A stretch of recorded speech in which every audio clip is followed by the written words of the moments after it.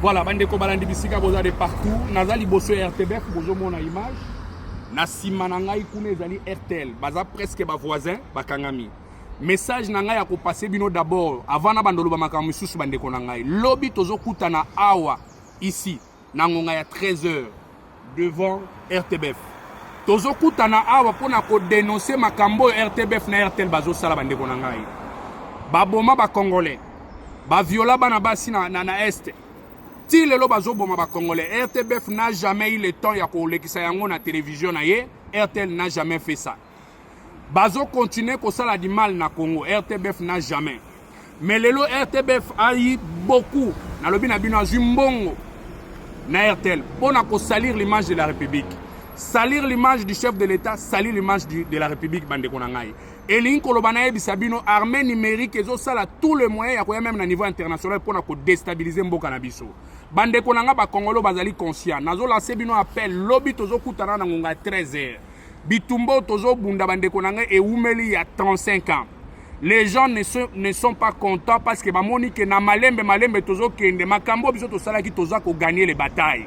Ba monique na est makambo zo simba isute ba ke ba fungoli lisusu boîte musu na niveau ya Katanga pour déstabiliser les Katangais. Plupart ya ba Katangais bazali inconscient bazolanda monsieur Moïse Katumbi. Monsieur Moïse Katumbi a donné beaucoup d'argent ici en Belgique. Pour votre information, avant na Belgique pour na ko sala ka lobbying mikolonios pour na ko déstabiliser RDC. Nazo lancer appel bande konangai. Tozwa conscience totele mamboka na biso na minute eza na bitumba ya kete ya mutumoko. Mais ezali bitumba ya ba mokili mobimba. Il y a des multinationales bazo sepelate na minute au makambo et le gouvernement congolais azo sala. Mais botala makambo les locaux même les multinationales là. Monsieur Hippolyte Kanambe, Monsieur Kagame, Monsieur Moïse Katumbi ont donné l'argent à la chaîne internationale pour na salir l'image de la République et salir l'image du chef de l'État. Yango nazo lancé appel bande konangai lobi to kutana na ngonga ya 13h jeudi. To kutana na ngonga 13h. Il faut to dénoncer parce que RTBF na RTL faut to tuna bango. Bango makambu nyonso elekaka na este. Pourquoi balobelaka yango te? Pourquoi batu nyonso bakufaka na Congo balobelaka bango te? Mais lelo oyo bazozwa courage ya kolobela lelo ko tali ba individu.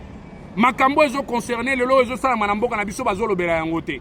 Mabe ezo leka na mboka na biso ndenge monsieur Kagame azoboma ba Congolais azolobela yango te. RTB fasala documentaire mobimba. Pona koloba ke monsieur Kagame azali parmi les gens au baza sérieux na monde. Pona kolukalis ko déstabiliser la RDC. Yango nazobenga bande konanga ba Congolais conscient to kutana na lobby pona ko dénoncer le mal. Tokoki kondimango te tant que biso to va na Belgique atondima yango. Ba dénonciation wana eza ya lukuta. Avocat obomoni wana azui dossier wana azali avocat ya Kagame bande konanga ye. Makamuna zo bisabino vrai bokende ko vérifier yango.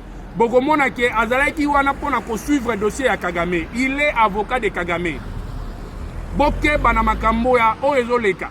Bande konanga bakatenge na bonde libino. Boye bakake makambo lelo. Biso na bino tokofuta. Bao bakozana na conscience te ya kondima ko trahir mboka na bango. Ya ko déstabiliser mboka na bango, nous allons payer avec vous.